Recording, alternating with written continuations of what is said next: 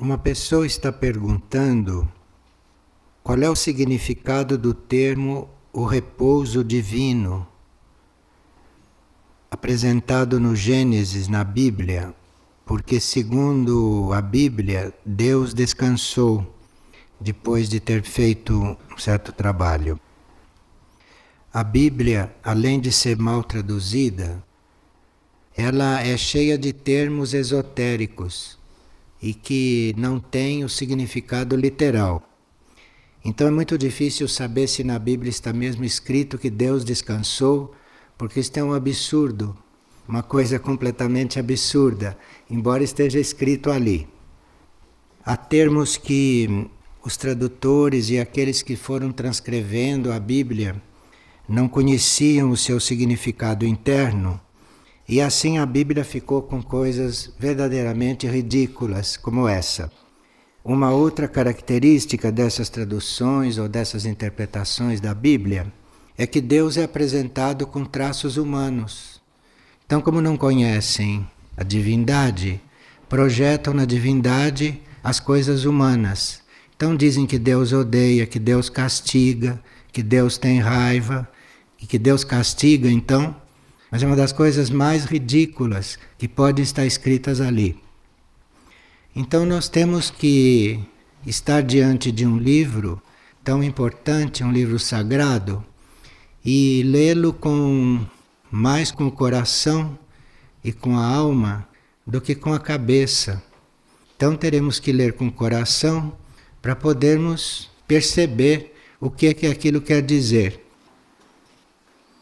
Aqui uma pessoa está bastante tocada porque ela estava ajudando uma pessoa que estava envolvida com drogas e ela estava tentando ajudá-lo quando ele desencarnou em um acidente muito violento.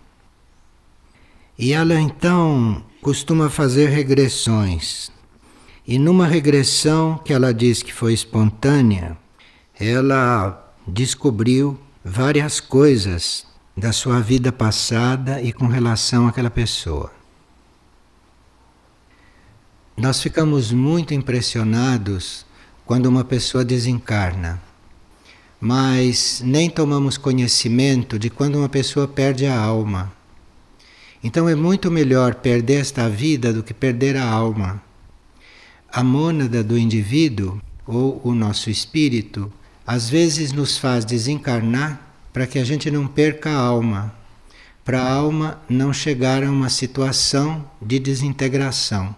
Então, muitos seres que têm valor, muitos seres que têm qualidades e que se entregam a certos caminhos como este da droga, antecipam a sua desencarnação para que a alma não se degrade com aquilo.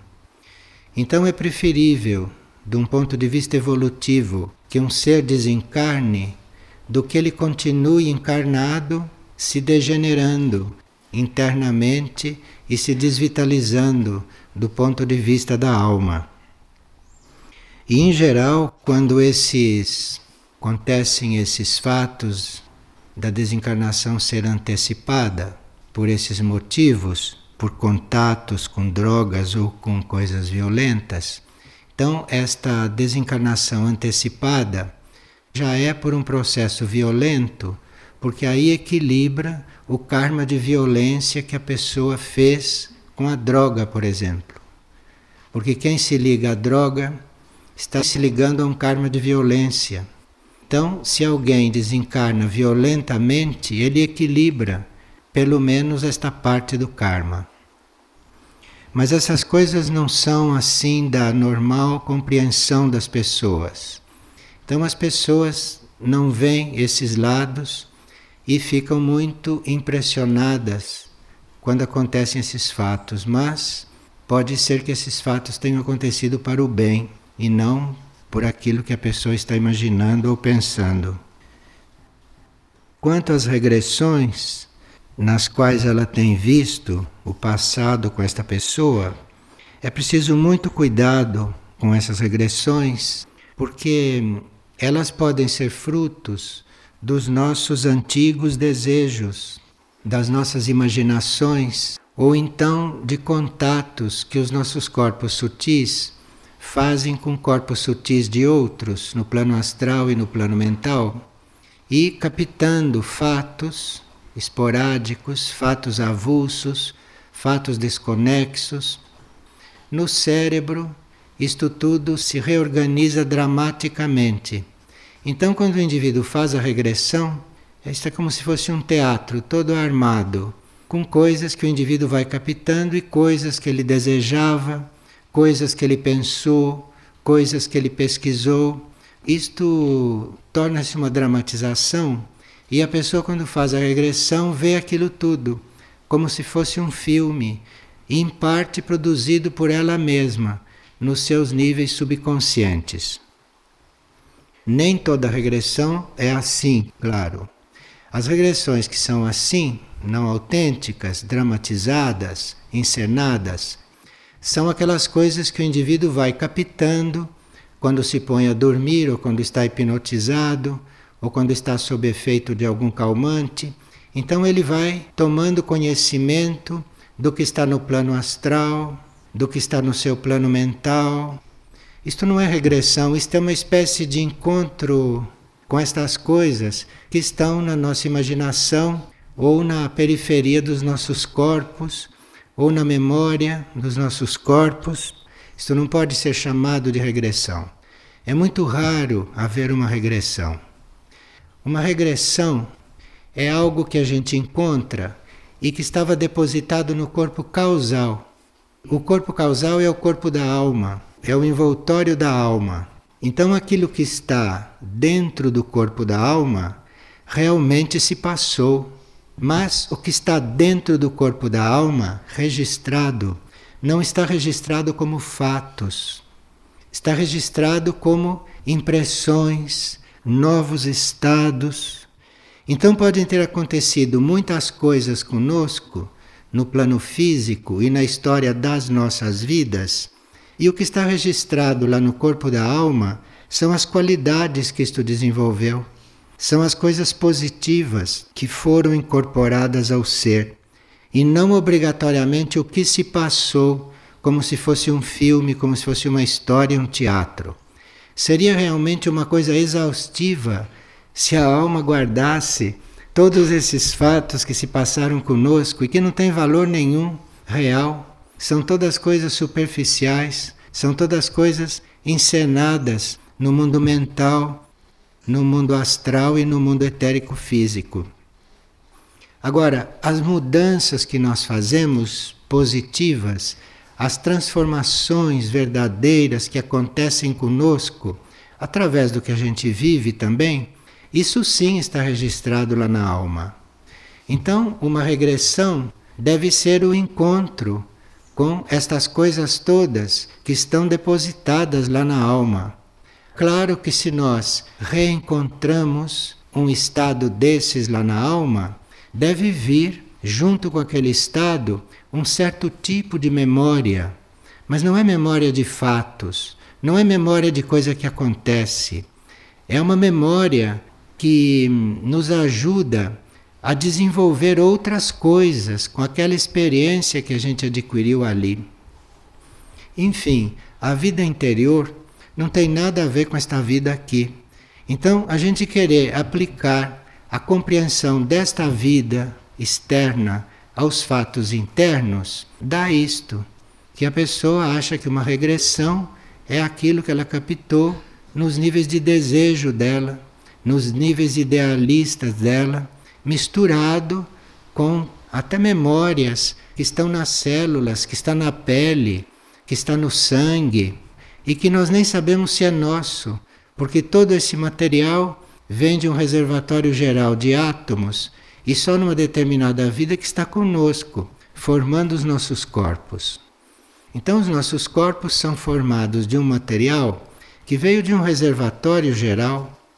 Então cada célula nossa, cada pedaço do nosso corpo tem várias memórias que não tem nada a ver conosco, não tem nada a ver com o que se passou em vidas passadas nossas. São memórias que aquelas células guardaram de toda a trajetória que elas fizeram. Então, com regressão, seria melhor a gente não mexer, embora isso console muita gente. Porque há pessoas que em regressão se veem vestidas de rainhas, se veem vestidas de príncipe. Em regressão, elas se encontram numa posição que elas gostariam de ter ocupado. Eu realmente nunca conheci uma pessoa que tivesse feito uma regressão verdadeira. Porque o que eles dizem que encontraram e que fizeram não oferece segurança de que aconteceu uma coisa real. Agora, claro que pode acontecer, uma regressão verdadeira pode acontecer, e acho que deve transformar muito uma pessoa. Porque se uma pessoa entra em contato com algo que está depositado no corpo da sua alma, se ela entra em contato com essas qualidades ou com esses estados, ela deve passar por uma grande transformação. Então me parece que se uma pessoa fez realmente uma regressão, ela volta da regressão completamente transformada. Não volta como ela era. Mas isto parece que é muito raro realmente acontecer. E para isso acontecer dentro de um tratamento, dentro de um processo que esteja sendo até induzido por algum terapeuta ou por algum médico, nesses processos nós teríamos que sempre invocar a ajuda e invocar a presença de energias superiores. Ou nós deveríamos estar de alguma forma respaldados ou pelo nosso próprio ser interno, que deve estar muito presente nesses processos, que tratam de coisas sutis das pessoas, ou então de nós estarmos acompanhados por algum iniciado, por alguém que tenha conhecimento de certos fatos ocultos que não aparecem naquelas experiências. Mas, como isto tudo está no começo, tudo isso é novo nos tratamentos, isso tudo é muito novo, então nós teríamos que ter fé numa ajuda ou ter fé de que isto um dia será um terreno mais seguro com o qual a gente vai mexer. Aqui esta é uma pessoa que está numa posição oposta a esses que fazem regressão e que querem saber as coisas. Esta pessoa diz que há muito tempo ela está pedindo ao seu eu superior que ela não se lembre dos seus sonhos, que ela não quer saber de sonhos. A menos que sejam muito importantes e que me digam algo muito claro. Ela escreveu esta carta porque ela disse que pediu ao eu superior que ela não queria se recordar de nada. E aí ela sonhou com algo muito feio, com uma pessoa que tinha um rosto que não era nada agradável, etc. Nós pedirmos para não termos sonhos, isto é uma espécie de fuga, porque os sonhos podem ser uma via de contato com nossos níveis internos. Através dos sonhos, nós podemos ir contatando esses nossos níveis internos. E o nosso eu superior pode usar os sonhos, como nós sabemos, para nos enviar instruções. Então, pedir ao eu superior para não sonhar é como se fechar uma porta muito simples e muito disponível para que a gente receba certas instruções. Geralmente se faz o contrário, se pede para que os sonhos sejam instrutivos, se pede que através dos sonhos nós tenhamos uma orientação, ou que através dos sonhos a gente fique numa situação diante de certos fatos internos e que nos ajudem a compreender certas coisas. E essa cara feia que surgiu no sonho que a pessoa não queria ter, esta cara feia quer dizer, você não quis os sonhos que seu eu superior mandaria, então veja os sonhos que você vai ter. quando ele não deve participar dos seus sonhos, veja o que acontece. Porque nós temos muitos materiais no subconsciente e entramos em contato com níveis intermediários da consciência tão logo o nosso corpo repose e o cérebro adormeça. Então nós precisamos da ajuda interna para atravessar todos esses níveis e para dormir realmente um sono saudável. E a pessoa viu então aqui que quando ela dispensou esta ajuda, o que ela sonhou. Mas foi completa a resposta. Porque ela foi se encontrar num altar, num cemitério, enfim, uma coisa completa, para que ela reveja um pouco este pedido que ela fez. Os sonhos ajudam nós nos tornarmos intuitivos, porque os sonhos têm um clima que não é, muitas vezes, o clima do mundo concreto. Então os sonhos vão nos ajudando a tornar intuitivos, porque às vezes nós temos que fazer um certo esforço para compreender a linguagem dos sonhos. E às vezes a linguagem dos sonhos é muito abstrata, ou a linguagem dos sonhos não é coerente. Então isso nos obriga, isto nos leva a compreender aquilo de alguma forma. E aí a nossa intuição começa a ser estimulada. Então se você sonha com algo que você percebe que é importante, mas que você não compreende, a sua insatisfação e a sua busca para compreender aquilo vai desenvolvendo a sua intuição, vai estimulando a sua intuição. E os sonhos ajudam muito isto, porque certos sonhos se passam muito próximos do nosso nível intuitivo. Então, se nós começamos a usar aqueles níveis, se nós começamos a viver naquelas regiões, nós estamos como que solicitando a resposta, solicitando a vida desse nível intuitivo nosso, que é mais profundo do que o nível da maioria dos sonhos. Mas o fato de nós estarmos vivendo ali, naquela zona dos sonhos, isto vai suscitando uma resposta intuitiva. Mas para a gente estar suscitando esta resposta intuitiva nos sonhos, precisaria que os nossos sonhos não fossem cerebrais, isto é, que os sonhos não fossem esta reconstrução do que se passou durante a vida de desperto, porque essa reconstrução do que se passa na vida de desperto, isso dá um sonho concreto, dá um sonho quase físico e que tem muito pouco a ver com a vibração intuitiva, com a nossa necessidade de intuir e estar nesta região em que se sonha, nos planos mais elevados possível.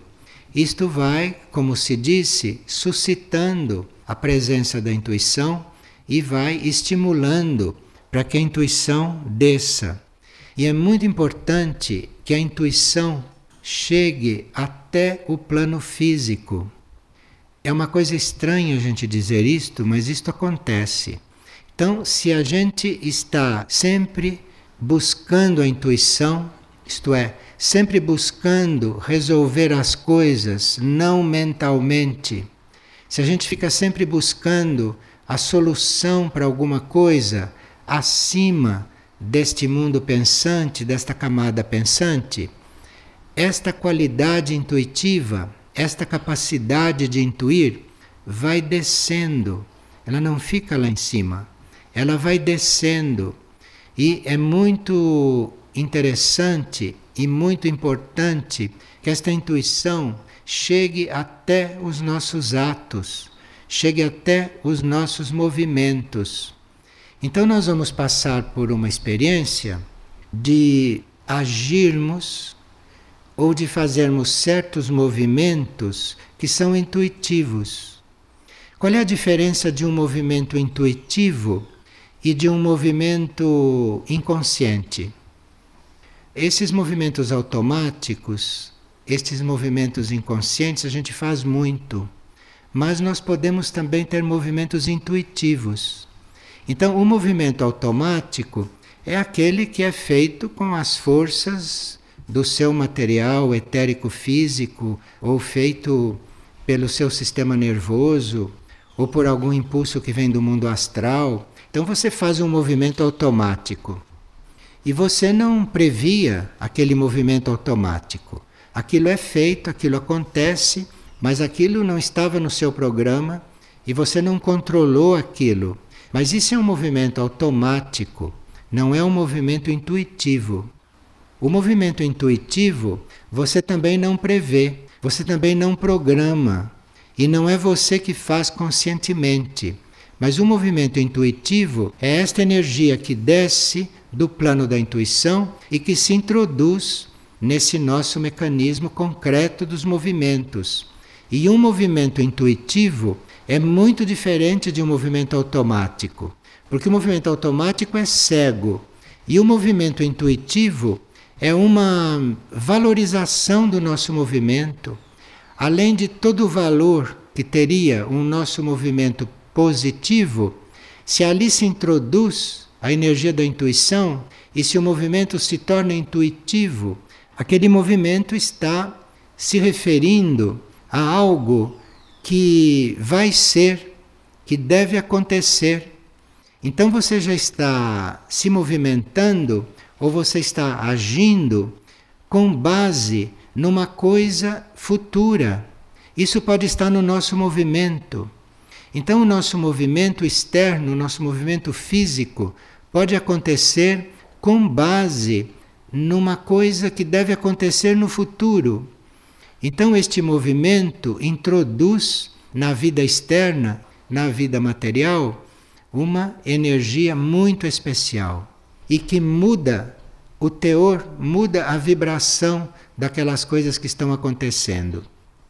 Então, diante de certos fatos que refletem o passado das pessoas, diante de certas ações que foram feitas pelo que a pessoa adquiriu e se formou no passado, se ali entra um movimento intuitivo, se aquilo é feito com o movimento, com a energia da intuição, aquilo vai determinando uma situação presente muito diferente de que se o movimento não fosse intuitivo. Aquilo vai mudando a qualidade do fato, da resposta daquilo. Então nós temos certas coisas, certos atos nossos que são fruto da nossa experiência passada, mas se aquilo é feito com a energia da intuição, na parte de movimentos, na parte de ação externa, muda a qualidade daquilo. É introduzido naquilo uma energia futura, uma energia curativa, curadora. O ato é o mesmo, mas a energia que estava naqueles movimentos, o estado que aqueles movimentos vão produzindo, não é igual àquilo que gerou aquela situação e aquilo que gerou o fato. E muitas vezes nós percebemos que fizemos algum movimento intuitivo, porque nós não estávamos pensando em fazer e o movimento foi feito. E a gente vê com que leveza a gente agiu, a gente vê com que delicadeza se tratou uma coisa, que energia especial se introduziu em uma situação comum. Movimento intuitivo quer dizer, o movimento começou na hora certa, o movimento teve aquele valor bem dosado e o movimento terminou na hora que ele não era mais necessário. Então o movimento intuitivo pode dar um toque até numa situação pesada, até numa situação densa, até numa situação dessas velhas que a gente não gostaria de repetir. Mas ali dentro, esta energia intuitiva pode entrar até nos gestos e até naquilo que acontece aqui fora. E esses movimentos intuitivos é como se eles tivessem um poder de atrair e de antecipar circunstâncias e situações que levariam mais tempo para se apresentar. Porque esta intuição tem muito a ver também com o futuro, tem muito a ver também com coisas que não são concretas, que não aconteceram ainda. Então este movimento intuitivo pode ter esta força de atração. Vocês têm alguma pergunta sobre isto? Porque é importante a gente entrar num caminho de relação efetiva com os sonhos e com estas manifestações internas. É muito importante que a gente tenha isto presente. Estava preocupado em dormir e sonhar alguma coisa que poderia vir a acontecer. Isto é, você ficou com receio de ser prevenida do que iria acontecer, dos sonhos premonitórios. Tem um tipo de sonho premonitório que são captações do plano astral, do plano emocional. E essas captações do plano astral são captações de fatos que vão acontecer.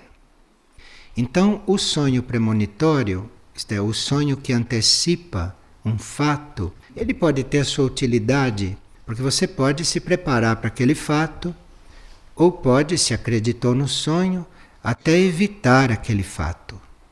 Ou pode se preparar de tal maneira e mudar tantas circunstâncias que quando o fato chegar, ele já chega modificado, chega transformado, porque você mudou muita coisa. Então esse é o sonho premonitório do plano astral, que ele te faz ver um fato que vai acontecer. E esse tipo de sonho premonitório, você já disse que não te faz bem, né? Que isso não te deixa numa boa situação. Você não quer saber o que vem. Mas isto é o sonho no plano astral. Isto não deveria ser rejeitado, esta possibilidade de ter sonhos premonitórios, isso não devia ser rejeitado, porque isto tem um valor mais profundo. Isto é uma capacidade de você intuir coisas, ou de você ter uma visão de algo que não é o sonho premonitório do fato. Então é como se você tivesse já intoxicada de fatos, como se você já tivesse tido muitas experiências negativas com fatos e estivesse necessitando de uma vida mais mental superior ou espiritual. Essa capacidade de ter sonhos premonitórios, de ver fatos, esta mesma capacidade num plano superior é muito importante, porque você pode ter uma intuição, você pode ter um ensinamento, você pode ter uma visão a respeito de algo muito importante para você se preparar para viver. Essa é uma questão de mudança de plano. Então, não rejeitar a coisa em si, porque a coisa como está acontecendo, em termos de sonho premonitório, isso não diz mais respeito à tua proposta de vida. E você não está vivendo para fatos, você está vivendo com outras intenções, e os fatos são secundários.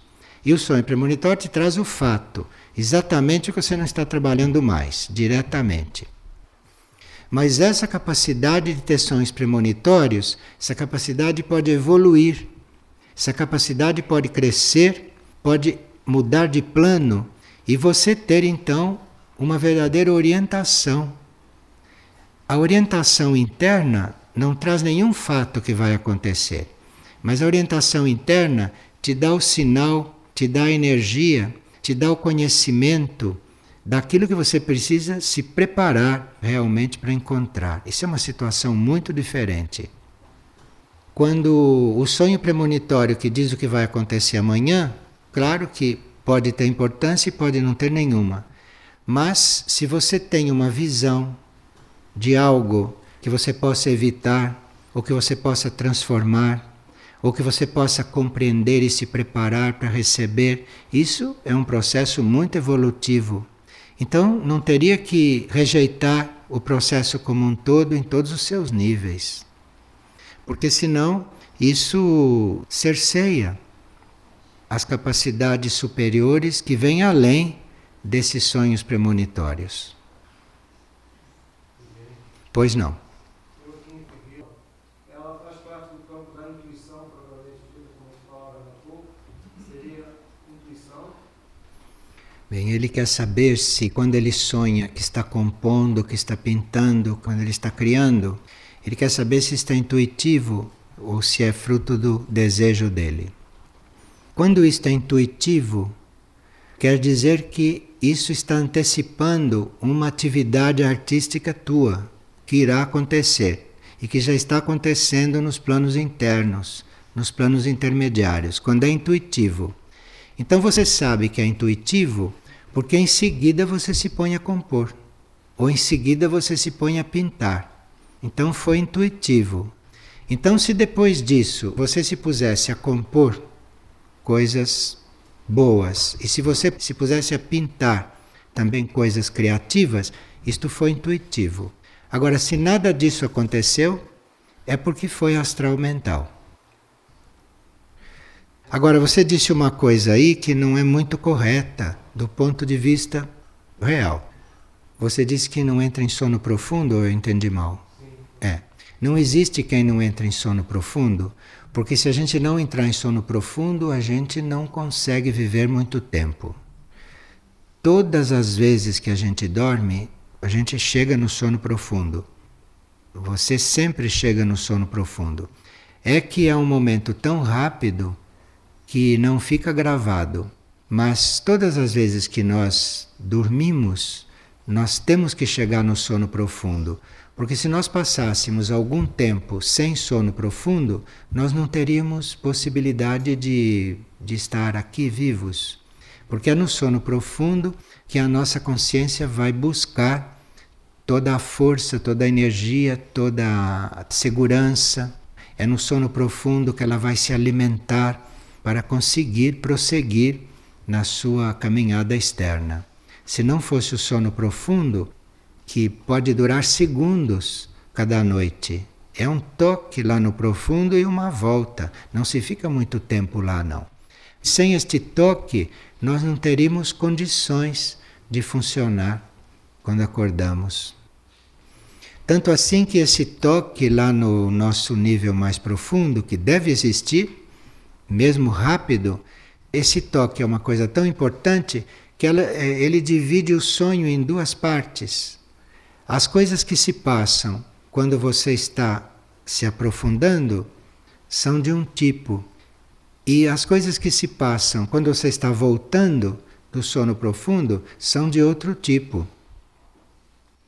Em geral, todas as coisas que são ensinamentos para nós, todas as coisas que são sinais para nós, todos os encontros com energias superiores que nós temos, geralmente são sempre depois do sono profundo, não antes. Porque antes de você chegar no nível profundo, você está maquinando as coisas do dia, manipulando os fatos do dia. Aí você toca o sono profundo, você toca aquele nível mais profundo, é como se você renovasse a sua capacidade de receber, de compreender, de criar. E aí na volta do sono profundo é que vem toda esta parte criativa da noite, do sono. Como a gente não se lembra do sono profundo, a gente não sabe bem o que aconteceu antes e o que aconteceu depois. Mas tudo aquilo que é normal, tudo aquilo que é a vida, deve ter acontecido antes de você atingir o nível profundo. E tudo aquilo que é positivo, que é novo, que é um contato, isso deve ter vindo depois do sono profundo. Isto em geral. Agora, do sono profundo você não lembra. Você não pode nem localizá-lo, porque ali perde a consciência mental comum, não é? Perde a possibilidade de registro. Você só registrou que nada aconteceu, que não lembra de nada. O sono profundo é um verdadeiro restauro. Sem ele, nós não poderíamos, no dia seguinte, estar aqui. A gente pode programar para sonhar? Programar para sonhar? Isto é uma interferência, né? Isto é uma interferência Mas pode haver sim certos tipos de tratamento que se leve a isto. Se isto é bem feito, se é feito de uma maneira positiva, mas isto é uma atividade bem mental. É bem diferente de você estar receptiva àquilo que seu eu superior mandar. A gente pode controlar os nossos sonhos, porque muitas vezes eu estou sonhando e tenho noção. Pode. Se você fica bem interessada nesse assunto e se você acompanha a sua vida de sono, a sua vida de sonho, você acaba aprendendo a agir lá dentro. Você acaba compreendendo esse mecanismo. Você como consciência e seu corpo astral também. Seu corpo mental também acaba aprendendo esse mecanismo. E aí, dentro de um sonho, você pode até controlar os seus movimentos. Coisa que é muito difícil. Mas você pode. Dentro de um sonho, dentro de uma ação, no sonho, você pode chegar a controlar aqueles movimentos e pode determinar como é que aquela ação deve ser. Isso seria muito importante as pessoas conseguirem isto, porque aí, no sonho consciente, se pode resolver muitas questões kármicas. Em vez de ser um sonho diante do qual você está passiva, seria um sonho feito por você. Seria como uma ação aqui durante o sono. Então isto pode favorecer o trabalho kármico. Porque assim como você, fazendo certas ações aqui, você trabalha o karma, e certas ações você não poderia fazer aqui, porque não há condições, no sonho você pode. Por exemplo, você não pode, no plano físico, não, criar uma situação com pessoas que já desencarnaram. Você não pode aqui no plano físico reconstruir certas situações que já aconteceram. Mas no sonho você pode. No sonho você pode reconstruir uma situação e vivê-la de novo. Só que você não vai vivê-la como viveu. Como você está controlando aquela situação, você vai reconstruir a situação e vivê-la diferente. Isto pode anular o karma anterior. Sendo que no sonho você tem muito mais elementos para reconstruir dados e tem muito mais elementos para juntar energia, juntar situações e ali agir de outro jeito. Quando a gente fala estas coisas, parece que isso são coisas que não nos dizem respeito de tão distantes que são e que a gente nunca vai viver isto, que isto não é o mundo da gente. Então, certas pessoas olham assim, mas o que adianta falar de tudo isto? O que eu tenho a ver com isto? Se isso nunca vai acontecer comigo? Olhe, esta vida interior é a coisa mais imprevista que existe. É imprevisível o que pode acontecer neste campo. Uma pessoa que não tem consciência de ter vida interior, uma pessoa que não tem consciência de viver em sonhos, uma pessoa que não se lembra de sonhos, então ouve uma coisa desta e diz, isto aqui não é para mim. Mas isto é uma coisa imprevisível. E a pessoa pode nunca ter passado por estas coisas e de repente passar por uma experiência completa neste campo. Por isso é que se fala, por isso é que se traz isto à tona, porque nunca se sabe o que poderá acontecer. E nós sabermos que num sonho nós podemos ajudar um processo kármico positivamente, isto nos dá uma possibilidade e uma capacidade de desenvolver certas coisas que aqui no plano externo e no plano consciente nós não temos.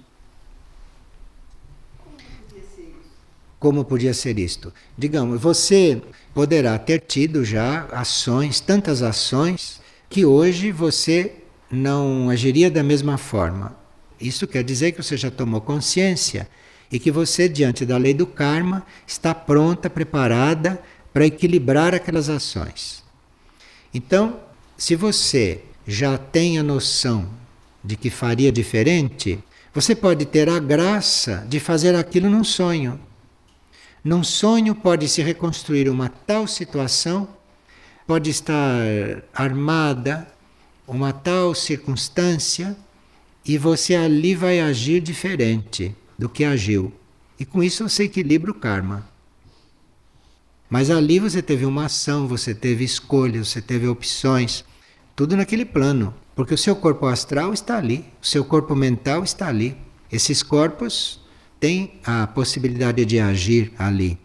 E o seu eu interno pode impulsionar de forma que eles ajam de determinada maneira. Coisa que na vida de desperto pode não conseguir fazer. Porque a vida de desperto, toda esta parte física, esta parte externa, faz muita pressão. E esta parte mantém toda a nossa vida, mantém toda a nossa percepção num nível muito concreto, num nível muito denso. Então, certas coisas nós só podemos resolver, ou certas coisas nós só podemos realmente viver fora deste corpo concreto, fora deste cérebro concreto, enfim, num outro mundo. E isto nós podemos fazer paralelamente a esta vida. Isto não é uma coisa que precise ser separada e que precise esperar que a gente desencarne para acontecer. Pode acontecer com a gente encarnado. E tem-se também provas de coragem dentro dos sonhos. Certos momentos em que se é posto em certas situações que aqui são impossíveis. A pessoa me escreveu outro dia que ela estava atravessando um abismo numa ponte de corda. Tinha que chegar lá do outro lado. O que ela sentiu no sonho durante aquela travessia, aqui ela não tinha oportunidade de sentir. Porque nem todos aqui têm a possibilidade de atravessar uma ponte de corda num abismo daqueles, como aparece ali. E ali a pessoa resolve muitas coisas, de coragem, inclusive de fé, de segurança. E a pessoa descobre pontos muito firmes nela, por estar naquela situação. Mas ali é o corpo astral que está. E é o corpo mental que está acompanhando tudo aquilo. É um treinamento para os corpos que aqui nem sempre a gente pode fazer, nem sempre se tem oportunidade de fazer aqui.